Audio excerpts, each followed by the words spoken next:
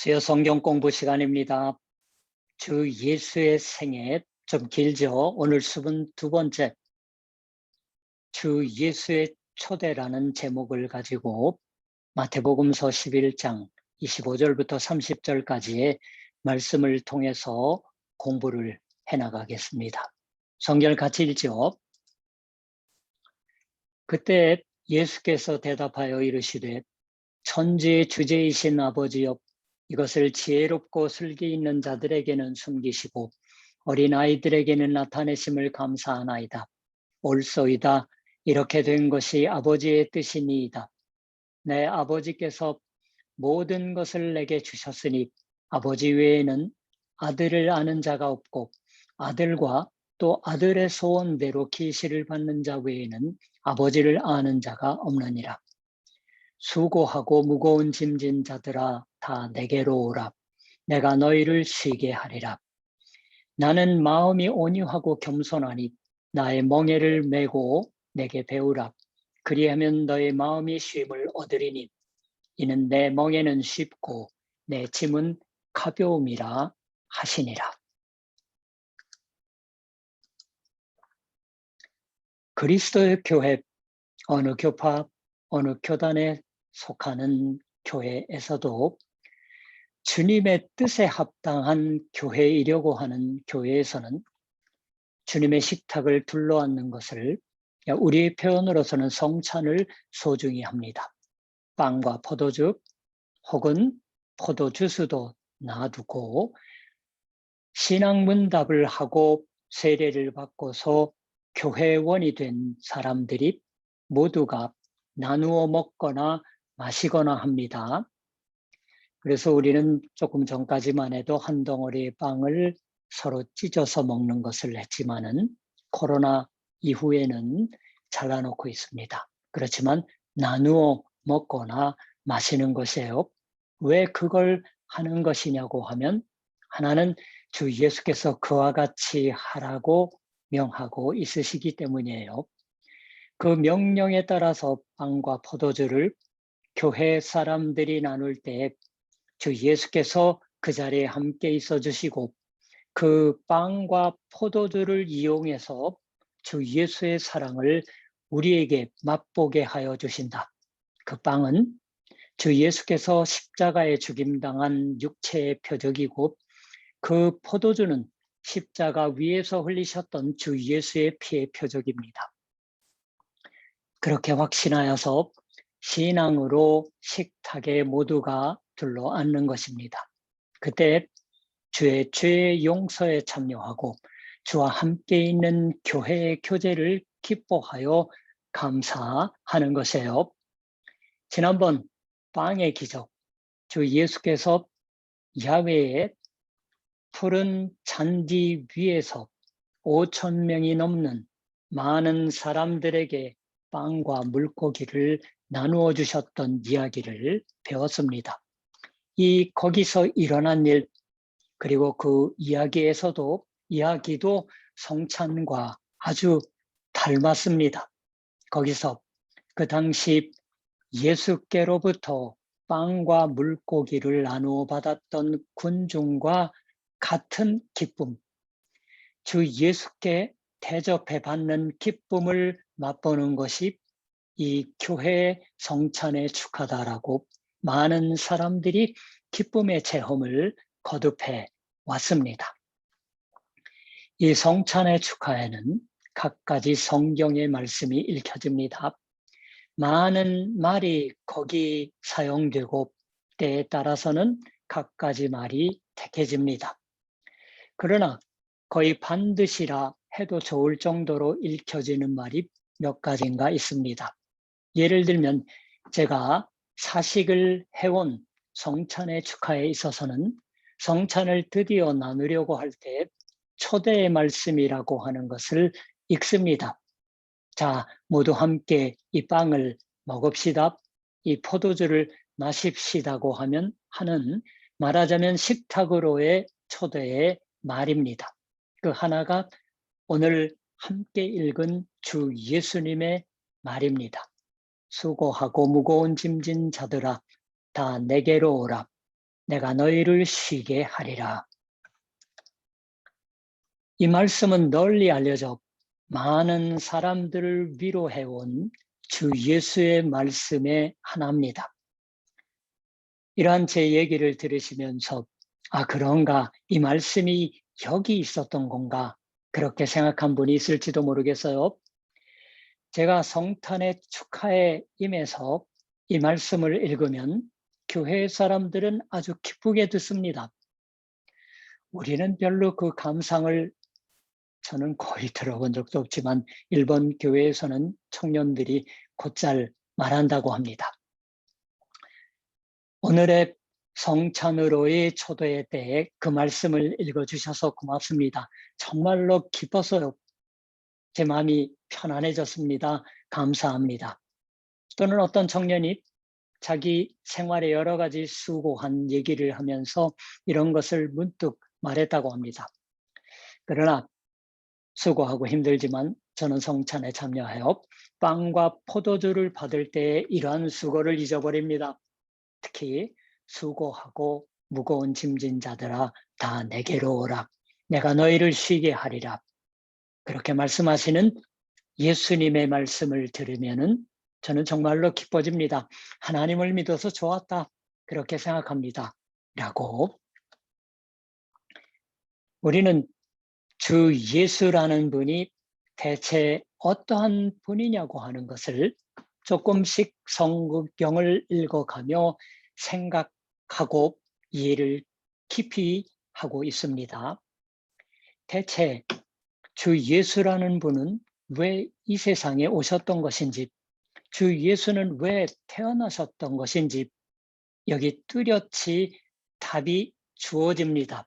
우리를 쉬게 해 주시기 위해서예요. 우리에게 진실한 휴식을 가르치고 그 휴식을 현실의 것으로 해 주시기 위해서 태어나시고 와 주셨습니다. 현대도 또한 종종 이 휴식을 묻습니다. 한국인, 또 일본인은 너무 이래서 더 쉬는 것을 배우지 않으면 안 된다라는 등 말합니다. 과로사가 있지요. 제 설교의 멘토였던 분이 대학원에서 가마쿠라에 살고 있으셨습니다. 꽤나 많은 분들이 이 수도권에서는 가마쿠라에 가고 있으시다고 생각합니다. 휴일이 됩니다. 즉 쉬는 날이 되면 가마쿠라는 사람들 천지라고 해요. 가마쿠라에 살고 있는 사람들은 휴일이 되면 하고 생각한다고 합니다. 쉴 처지가 못 돼요. 주위가 너무 시끌시끌하고 있습니다. 열심히 많은 사람들이 가마쿠라까지 찾아와서 쉬러 온 거예요. 휴일에 열심히 그 혼잡을 참아내고 붐비는 전철을 타고 돌아갑니다.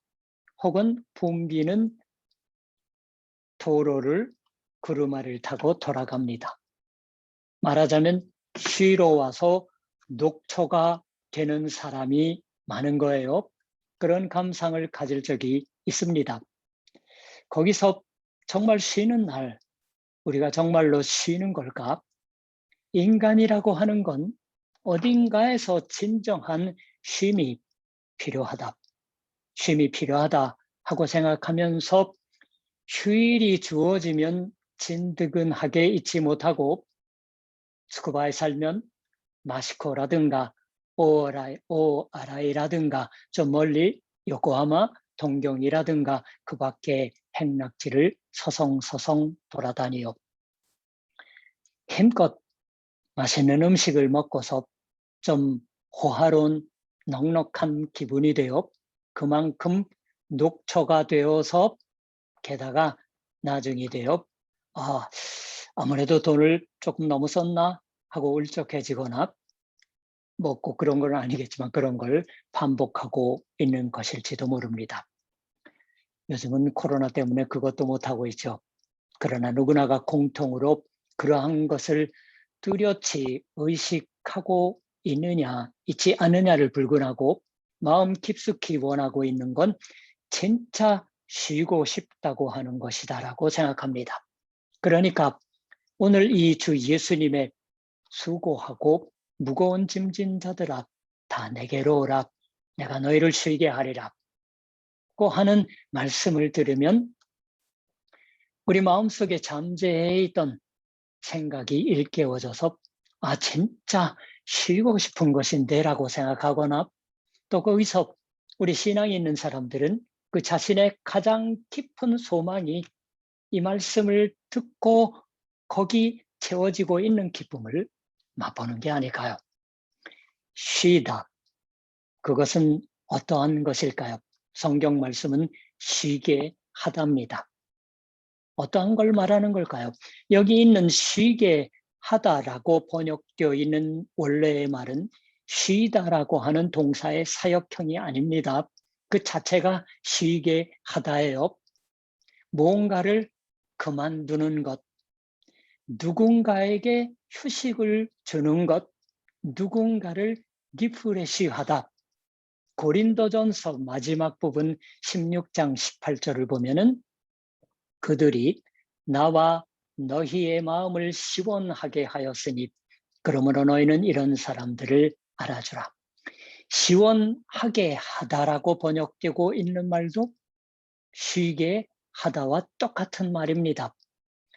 빌레모서 20절을 보면 오 형제여 나로 주 안에서 너로 말미암아 기쁨을 얻게 하고 내 마음이 그리스도 안에서 평안하게 하라. 평안하다라고 하는 것도 그러한 의미가 똑같은 말입니다. 거기서 새삼 오늘 주어진 말씀, 이 주 예수님의 위로에 찬 말씀을 바르게 이해하기 위해서 새삼 그 전후를 다시 읽어보겠습니다. 내 아버지께서 모든 것을 내게 주셨으니 아버지 외에는 아들을 아는 자가 없고 아들과 또 아들의 소원대로 계시를 받는 자 외에는 아버지를 아는 자가 없느니라. 수고하고 무거운 짐진 자들아 다 내게로 오라. 내가 너희를 쉬게 하리라. 나는 마음이 온유하고 겸손하니 나의 멍에를 메고 내게 배우라. 그리하면 너의 마음이 쉼을 얻으리니 이는 내 멍에는 쉽고 내 짐은 가벼움이라. 이 주 예수의 말씀은 잘 읽지 않으면 안 됩니다. 몇 번이고 읽고 음미하며 읽어야 할 것이에요. 예를 들면 읽으며 이러한 걸 생각해 봐 주십시오. 우리는 쉬는 것, 무거운 짐을 지고서 고생하고 있는 자가 쉰다고 하는 것은 어떠한 것이냐고 하면 무거운 짐을 내려놓는 것이다라고 생각합니다. 자신을 힘들게 하고 있는 무거운 짐을 영차하고 내려놓아서 자신의 어깨로부터 무거운 짐을 모두 치워버리고서 이제 잠시 앉아도 좋겠다. 이제 일하지 않아도 좋다. 잠시는 일하지 않아도 된다. 내일 아침까지는 느긋하게 잘 수가 있다. 그러한 것이 쉼이다라고 생각하고 있습니다. 그 쉼이 지나면, 쉴 때가 지나면 또 일하지 않으면 안 된다 하고 일어섭니다. 무거운 짐을 지는 것은 여전합니다. 오와라이에서, 스쿠바산에서, 또 요코하마나 카마쿠라에서 하루에 휴일을 즐겼다고 해도 또 스쿠바로 돌아갑니다. 그리고 또 무거운 짐을 다시 진다. 그러나 주 예수께서는 여기서는 짐을 내려놓고 편한 자세로 쉬는 것을 쉼이라고 부르고는 있지 않으세요? 나는 마음이 온유하고 겸손하니 나의 멍에를 메고 내게 배우라. 그리하면 너의 마음이 쉼을 얻으리니. 멍에란 짐을 끌기 위해서 짐승의 목에 거는 거예요. 목에 거는 거예요. 멍에. 그걸 우리도 목에 거는 것으로서 비유하시는 거예요. 어깨에 맵니다. 옛날엔 지게를 지죠. 요즘도 중국의 화면을 보면은 지게와 같은 것을 어깨에다 하고 양쪽에 짐을 매달아서 운반을 하고 하는 것도 보신 적이 있을 거예요. 그리고 많은 짐을 끌기 위해서 어깨에 그렇게 매는 겁니다. 짐을 지기 위한 멍에를 몸에 메고서 짐을 지는 곳에서 안식을 얻어 쉴 수가 있다고 말씀하십니다. 우리의 영혼은 거기서 진실로 쉴 수가 있다. 일하는 것과 쉬는 것이 간격을 두고서 교대로 오는, 조금 쉬고서는 또 무거운 짐을 타시지는 그러한 것이 아닌 듯해요. 그렇지 않고 일하는 것, 그것이 무거운 짐을 지는 것, 그러한 속에서도 쉼이 주어지는 것을 말씀합니다. 멍에를 메고서 일하는 바로 그것이 평안이고 쉼인 것처럼 말씀하세요. 왜냐고 하면 그 멍에 바로 그것이 가볍다고 말씀하십니다. 짊어지기 쉬운 멍에예요. 그래서 가벼운 짐이 됩니다. 오히려 그것을 감당하는 것이 기쁨인 것이에요.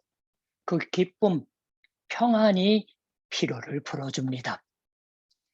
주 예수께서 새롭게 지게 해주시는 멍에는 가볍다고 말씀하십니다. 진실한 쉼은 무거운 짐을 잠시 동안이라도 퍼서 내려놓는 것이 아니라, 그러한 무거운 짐을 말씀하시는 것이 아니라 가벼운 짐을 짊어지는 일인 겁니다. 짐이 없는 인생은 없습니다. 누구도 짐을 지고 있습니다. 근데 그게 무거운 짐이 아니라고 하세요.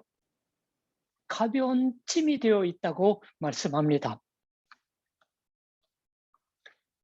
여기서 주 예수께서 가르쳐 주시고 있는 쉼은 우리가 보통 생각하고 있는 듯한 아주 조금밖에는 아니지만은 휴식 시간, 바쁜 생활 속에 잠시의 휴식이라는 게 아니에요. 인생의 우리의 일생을 통해서 언제든지 맛보고 있는 그러한 휴식을 말씀하세요. 우리는 언제나 일하며 이미 주 예수의 휴식 속에 있다라고, 불가사의한 은혜입니다. 일하면서, 생활하면서 아는 쉼, 우리의 영혼은, 아니 영혼이라고 말씀드렸지만 존재, 바로 그것은 이라고 말해야 할지도 모르지만, 아무리 암울한 생활, 고생이 거듭되는 생활을 하고 있어도 그 깊은 곳에서는 쉬고 있다, 안심하고 있다, 푹 쉬고 있다, 그처럼 사는 길로 우리를 주 예수께서 초대해서 들어오게 해 주시는 겁니다. 개인 역사를 사는 그리스도인은, 교회는 그 은혜를 무엇보다도 성찬에 있어서, 주님의 식탁에 있어서 해왔던 겁니다. 이러한 것을 잊을 수는 없습니다.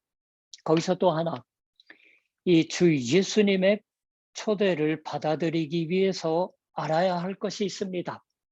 나는 마음이 온유하고 겸손하니 나의 멍에를 메고 내게 배우라. 어째서 여기서 주 예수께서는 자신이 온유한, 온순한, 겸손한 존재다 하고 굳이 일부러라고 할까요? 말하셨던 걸까요? 하나의 해석의 열쇠는 나의 멍에를 메고 내게 배우라고 하는 주 예수님의 말에 있습니다. 이 배우다고 하는 것은 제자가 된다고 하는 것이에요. 주 예수의 제자가 되어서 무엇을 배우는 건가? 주 예수의 온유와 겸손을 배우는 겁니다. 그러한 도리로 이해할 수도 있을 겁니다. 그대로겠지요. 그러나 거기서 또 하나 잘 생각하고 싶은 것이 있습니다. 그것은 주 예수께서 자신의 온유와 겸손을 말씀하셨던 것은 다만 우리의 본보기로서 자신의 온유와 겸손을 말씀하셨던 게 아니라고 하는 것입니다. 그렇지 않고 왜 주 예수의 멍에가 가벼운 건가? 그 이유는 어디에 있느냐고 하면 주 예수께서 온유하고 겸손한 분이기 때문입니다. 갸우뚱하실지 모르겠어요. 거기에 그 이유가 있는 겁니다. 대체 이 주 예수 자신의 온유, 겸손은 무엇을 의미하는 걸까요? 이러한 것을 배우기 위해서 우리는 주 예수님의 생애 전부를 배워가고 있는 것이다라고 말해도 좋다고 생각합니다. 예수께서 하셨던 그 행하신 일, 주 예수께서 말씀하셨던 말의 하나하나에 이 주 예수님의 온유와 겸손이 나타나고 있습니다. 아니, 드러나고 있다고 해야 하겠죠. 온유 겸손은 단순한 주 예수께 갖추어진 성품이라는 것에 머무르지 않고 주 예수님의 존재 바로 그것입니다. 그것을 하나하나 우리는 읽어낸다, 감지한다고 하는 것이 되겠지요. 공부하는 것이. 이 주 예수님의 초청의 말씀은 먼저 하나님을 향하신 말에 이어집니다. 하나님을 향하신 말로 이어집니다. 기도로 이어지는 겁니다. 천지의 주제이신 아버지여, 이것을 지혜롭고 슬기 있는 사람들에게는 숨기시고 어린 아이들에게는 나타내심을 감사하나이다. 옳소이다. 이렇게 된 것이 아버지의 뜻이니이다. 내 아버지께서 모든 것을 내게 주셨으니 아버지 외에는 아들을 아는 자가 없고 아들과 또 아들의 소원대로 계시를 받는 자 외에는 아버지를 아는 자가 없느니라. 25, 6, 7절에요. 여기서도 주 예수께서는 아버지 하나님을 우러르시고 먼저 하나님을 천지의 주제이신 아버지, 천지의 주인이신 아버지라고 부르고 찬양 드리고 있으십니다. 왜 찬양하시는 건가? 하나님이 천지의 주인이시고 아버지이신 것이 뚜렷이 드러나기 때문입니다. 어디에 나타나고 드러나는 건가? 무엇보다도 하나님 자신의 뜻에 들어맞는 적합한 그리고 환영받는 일이 일어나고 있는 겁니다. 주 예수께서는 하나님께 말하셨어요. 아버지여, 당신은 당신의 진리를, 당신의 진리에 따라서 사는 길을 이 세상에 지혜가 있다고 자랑하고 있는 자나 똑똑하다고 믿고 있는 사람에게는 보이시지 않고 어린아이처럼 겸손한 자기를 낮추어서 살고 있는 사람들에게 보여주셨습니다라고. 아니, 아버지 하나님, 당신 앞에 겸손하게 되는 사람들에게야말로 보여주셨습니다라고 기도하시고 찬양하시는 거예요. 하나님의 지혜는 겸손해지지 않으면 알 수 없습니다. 그 겸손이란 무엇일까요? 주 예수님 자신이 먼저 우리의 앞장서서 살고 있어 주시는 겸손입니다. 진정으로 자기를 낮추시어 아버지 하나님의 뜻에 따라서 살아주시고 있는 것입니다. 하나님이 하늘의 아버지이신 그 하늘의 아버지이신 하나님의 사랑을 여기에 구현하여 우리를 그 온유한 사랑으로 끝까지 사랑하고 있어 주시는 것입니다. 주 예수님의 온유와 겸손은 여하한 인간의 온유 겸손과 비교해도 훨씬 높은 덕이다 라고 하는 것 같은 것이 아닙니다. 고고함을 유지하는 온유하고 겸손한 덕, 그러한 것도 아닙니다. 그렇지 않고 주 예수께서는 온유하고 겸손하시다고 하는 것은 그걸로 인해서 우리의 누구나가 살게 함 받는 것 같은 그러한 사랑의 온유이고 사랑의 겸손입니다. 아버지 하나님을 자신에게만 독점하시는 게 아니에요. 그러니까 기쁨에 넘쳐서 이렇게 말하셨던 겁니다. 옳소이다. 이렇게 된 것이 아버지의 뜻이니이다. 내 아버지께서 모든 것을 내게 주셨으니 아버지 외에는 아들을 아는 자가 없고 또 아들과 아들의 소원대로 계시를 받는 자 외에는 아버지를 아는 자가 없느니라. 아버지 하나님을 아는 자는 아들인 나와 아버지를 이 사람에게는 보이려고 해서 아들인 내가 택한 자 외에 아무도 없다라고 나는 사람들을 택한다. 그리고 택한 그 사람들에게 아버지 하나님을 가리킨다. 티칭이라고도 할 수 있겠지만은 손가락질하는 거예요. 거기서 택함 받고 있는 자, 그것이 바로 어린이라고 말하는 겁니다. 자신의 지혜를 자랑하지 않고, 아니 지혜가 있는 것조차 모르고 지금 살아있어서 살아가고 있는 어린아이, 혼자 힘으로 살아가고 있지 않죠. 이 어린아이의 마음으로 사는 자들을 택한다고 말씀하십니다. 그러한 사람들을 주 예수께서는 초대하십니다. 우리도 거기 더하여 주십니다. 거기서 진실한 휴식으로 초대하여 들어오게 하셔서 깊은 필요를 치유해 주십니다. 자신의 사랑으로 치유해 주십니다. 소생시켜 주십니다. 십자가에 달려서 죽임 당하기까지 아버지 하나님의 뜻에 겸손하게 따라서 온유의 왕으로 되시는 것에 의해서입니다. 사람들을 정말로 살리기 위해서 철저하게 겸손하게 되어서 섬겨주신 그 겸손한 사랑으로입니다. 그와 같은 사랑으로 나는 너희를 살리겠다. 너희를 쉬게 해 주겠다. 언제든지 계속 쉬어서 바울이 말씀한 것처럼 마음을 리프레시하게 해주어서 이것은 쉬는 것은 내가 쉬는 게 아닙니다. 쉬게 하여 주시는 거예요. 게다가 기쁘게 일하면서 계속 살 수가 있도록 해주겠다라고 이것이 여기서 우리가 알아두어야 할 주 예수님의 초대의 말씀입니다. 반복해 말씀드리지만은 바로 성찬의 축하와 깊이 연결되는 위로의 초대의 말씀입니다.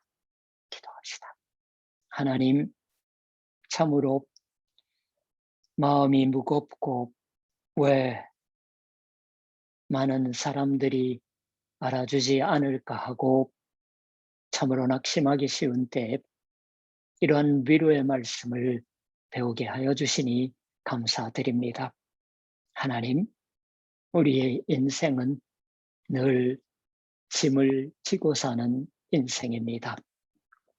그러한 인생을 살아갈 때 가벼운 멍에를 지게 하시며 그로 인해 우리가 지는 짐이 가볍다고 말씀해 주시는 것처럼 무거운 짐을 잠시 내려놓고 잠시 동안 쉬다가 다시 무거운 짐을 반복하여 지는 인생이 아니오라. 기뻐 일하며 가벼운 짐을 지고 살아가는 우리 주 예수 그리스도의 사랑의 힘을 한 사람이라도 많은 이웃들에게 전하는 우리의 삶이 되게 하여 주시옵소서.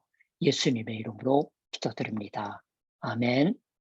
자, 그럼 다음 성경 공부 때 뵙죠.